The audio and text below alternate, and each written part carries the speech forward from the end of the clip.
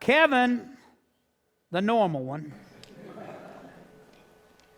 he tried preaching for a very short time. It just wasn't for him. He became a very good drummer, and he played drums for some of the biggest rockers in the country. He moved to California with Sam and ended up being a model for the Barbizon Company.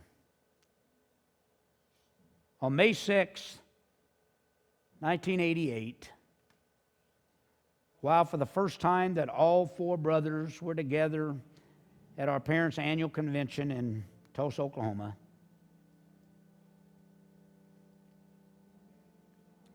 Kevin was shot in the back of the head and murdered. The police think that Kevin walked in on a burglary at our parents' home.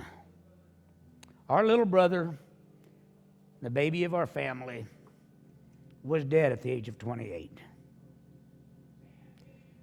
Sam did indeed go into stand-up comedy, and he's believed to be one of the top stand-up comedians of all time.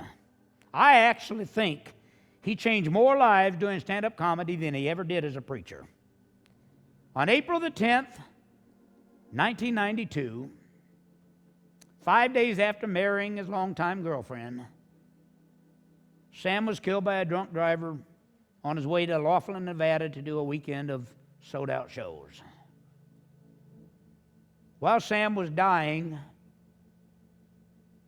he was talking to someone but wasn't talking to us. 3 times he said, "I don't want to die. I don't want to die. I don't want to die." Finally, he succumbed at the age of 38, saying, "Okay, okay, okay."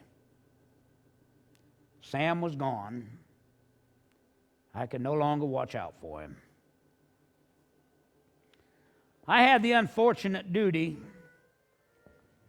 of informing my mother not once but twice that she had tragically lost a son. My mother and I, we ironed out a lifetime of problems and became a mother and son who would do anything for each other. In the later years, we spent so many wonderful times together. While I was on my way to Cincinnati to take a radio show, my mother and I went to lunch. It was September the 15th, 1995. After having lunch, I went golfing and my mother went to the mall. While in the mall parking lot, she was the victim of an armed robbery that caused her to have a brain aneurysm. That evening, my mama died at the age of 68. I was at her bedside when she took her last breath. As a child and a young man, I always had trouble caring for my mother. But when she took her last breath, all I could say was, "I love you, Mom. I love you, Mom. I love you, Mom."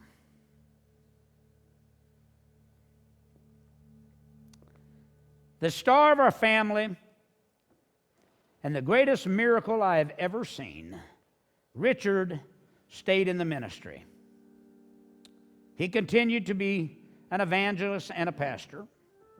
He was our inspiration that we could do anything we put our heart and mind to. Whenever we got discouraged, all we had to do was think about Richard and what he had overcome in his life.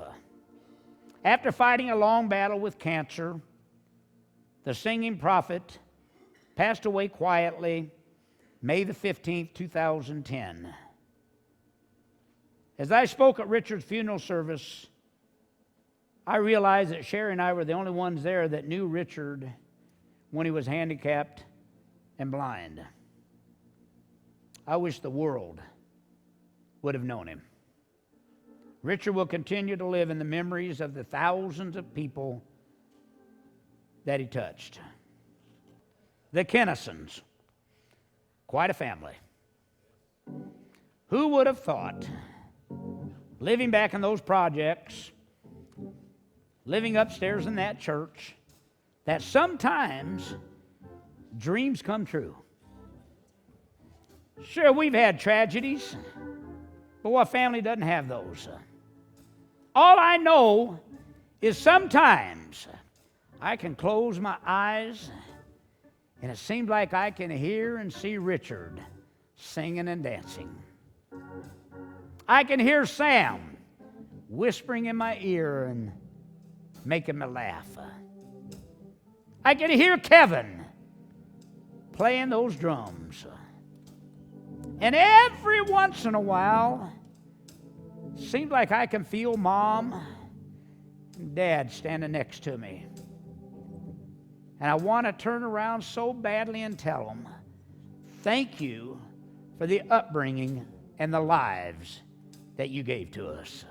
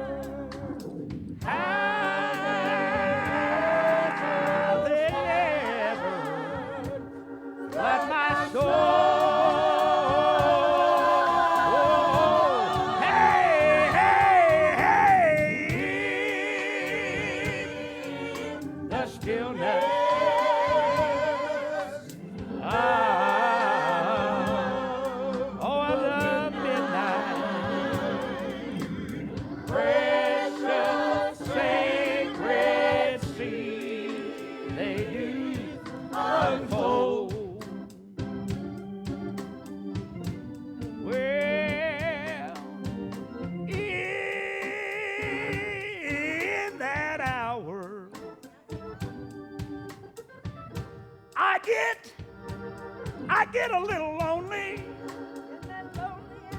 but the truth, the real truth of Jesus, His love unfolds. You know what happens? Then